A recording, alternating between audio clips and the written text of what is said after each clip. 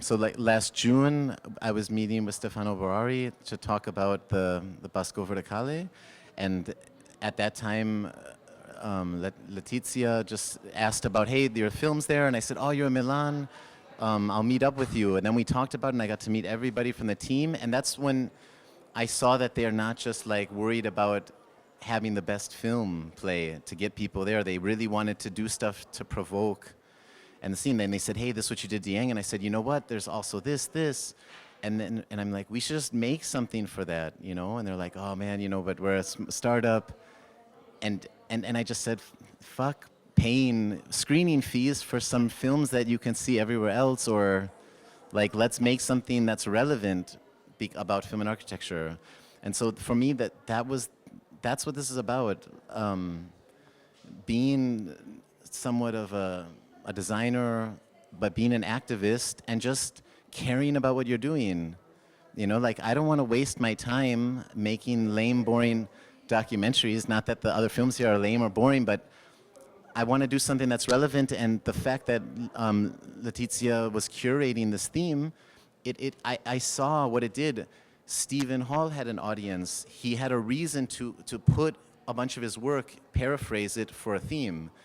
It's not like he's out there saying, huh, what's the next documentary I can make about myself? So I think that's what needs to happen more with film festivals. They need to be proactive, and that's why we made the trip out here, and that's why we put so much energy to producing this, because this is how film festivals should be. Who's going to have a baby and never post a picture of that baby on Facebook?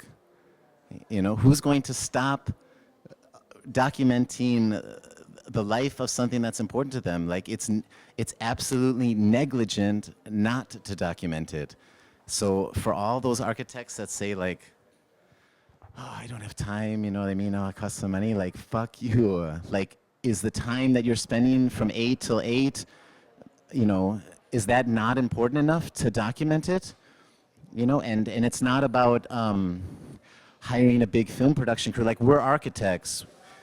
Through school, through doing projects, by wanting to make films more than draw like quarter section models and make this stuff, we fell in love with the communication tool of it. And it needs to be a part of your process because you use it in every other aspect of your life, you know, and to not use it to actually be more efficient, to be more productive, to communicate better with your internal team, with your clients, like that's absolutely ridiculous, you know, and it's amazing what I think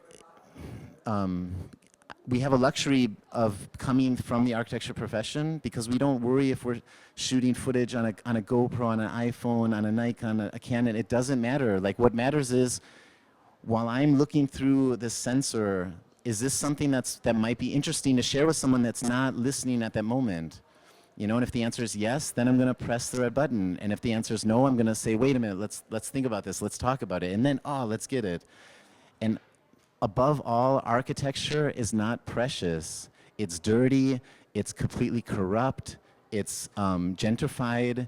It's huge issues of democracy of power, and it's overinflated. You know, architects get a certain percentage of the building costs.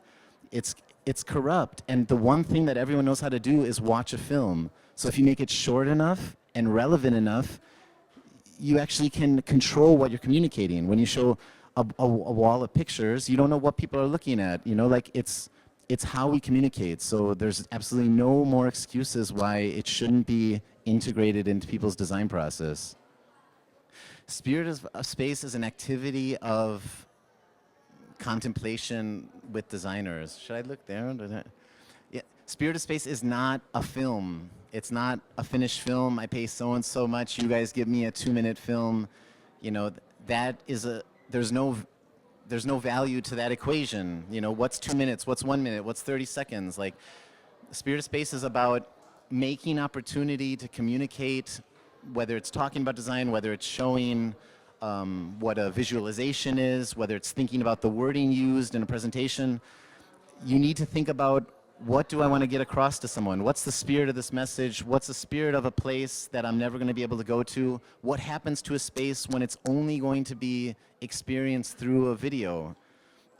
It's our dedication to think about how can we record sound to feel something from that. Like how can the future, what are the new potentials? What can we do with binaural microphones? And it's an exploration, and that happened through our architecture education. This is one time in your life where you have tons of freedom, you have tons of possibilities. And I mean, I learned editing from Francisco at the Bovisa in Milan in 2004. They have an editing studio down there. Like, that's the first time I bought a digital hard drive. That's the first time I went out to the streets. I was interviewing Dumbo and graffiti writers. How does Milan think about its urban space? You know, and it's just being passionate and being excited about their. That's too long. There's. Yeah, wait. I want to try to make it more concise. What is the time that you put into your designs worth to you? You know, your daily chores, calling clients, dealing with the bank. You know, design is a business.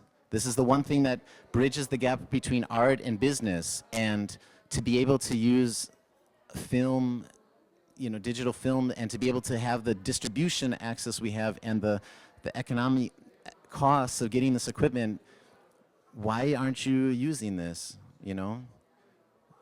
And if I was a genie, what I would say is, if you were, I would say, let's see, I would love to be able to teach a film and architecture workshop once a month at major universities, so that people who are thinking about doing their own business or going into a firm, that they can think about, hey, I know how to edit, I know how to listen, I'm a part of these meetings, I'm gonna head this up for our architecture firm, or I'm going to start my own business and make some films. There's too much great design out there, there's so many interesting stories, and we're only just a small crew of people who can only put so much time into that. So I just really think that there's so much interesting things out there, and I would love to know about it or have access to understand it better.